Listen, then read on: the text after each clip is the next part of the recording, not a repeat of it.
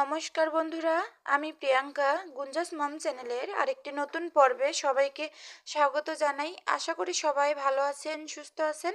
আমরাও ভালো আছি। তো বন্ধুরা, আজকে আমি বেগুন ভর্তা করব, তো সেই রেসিপিটি আপনাদের সাথে শেয়ার করব। আর আজকে আমি বেগুন ভেজে ভর্তা করব। বেগুন ভেজে যদি ভর্তা করি তাহলে এত মজার হয়, খুবই টেস্টি হয়। আপনারা এভাবে ট্রাই করবেন।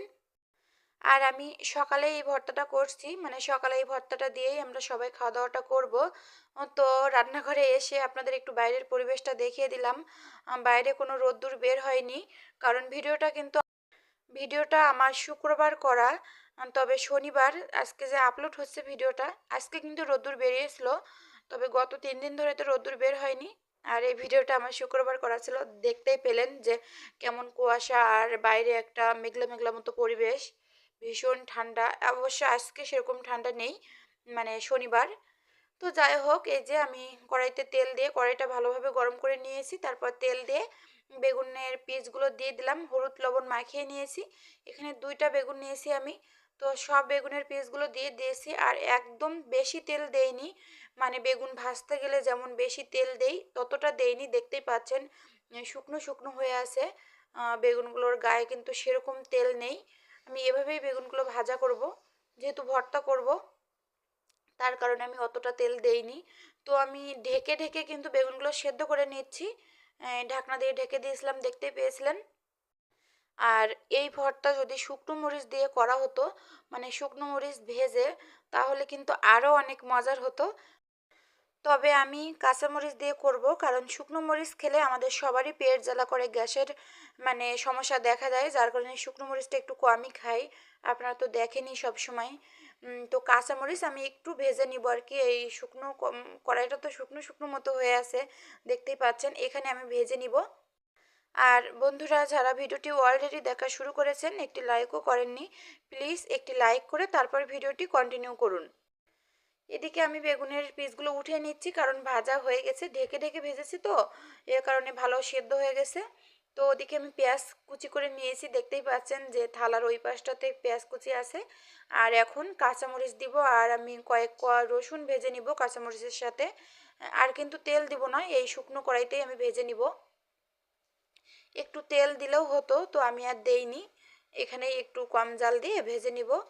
তবে রসুনটা আমি মানে দেব ভাবিনি, এখন মনে হলো দেওয়ার কথা, যার কারণে কাঁচামরিচ দিয়ে দিয়েছি। এখন রসুনটা কেটে তারপরে আর কি দিব।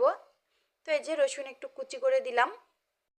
আর আমি রসুনটা ভাজতে থাকি, মানে রসুন আর কাঁচামরিচটা প্রতিদিনের মতো আবারও মনে করিয়ে দিই, যারা আমার চ্যানেলটি সাবস্ক্রাইব করেছেন তাদের অসংখ্য অসংখ্য ধন্যবাদ।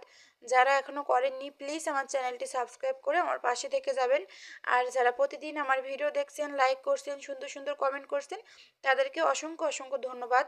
আমি সবার নাম বলে কমেন্টগুলো বলতে পারছি না, কারণ অনেকটা সময়ের ব্যাপার।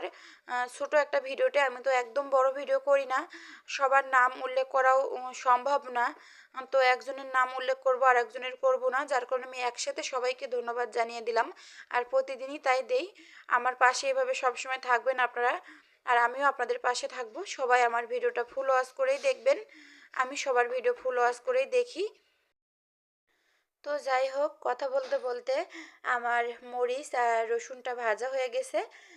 এখন আমি লবণের সাথে কাঁচামরিচ আর রসুনের কোয়াগুলো ভালোভাবে মাখিয়ে নিয়েছি, তারপরে আর কি পেঁয়াজটা মাখিয়ে নিব। রসুনটা একটু শক্ত বলতে সেদ্ধ হয়ে গেছে, তো একদম গলে গিয়েছে সেটা কিন্তু না। অবশ্য তেল দিলে একদম গলেই যেত, তো আমি তেল দেইনি, কারণ এরকম শুকনো ভাজার একটা ঘ্রাণ কিন্তু আলাদাই। আমার লবণের সাথে কিন্তু মরিচ আর রসুনটা ভালোভাবে মাখানো হয়ে গেছে। এবারে আমি পেঁয়াজ কুচিটা ভালোভাবে মাখিয়ে নিব। এরপরে হচ্ছে সরিষার তেল দিয়ে তারপরে আর কি ভর্তাটা করে নিব।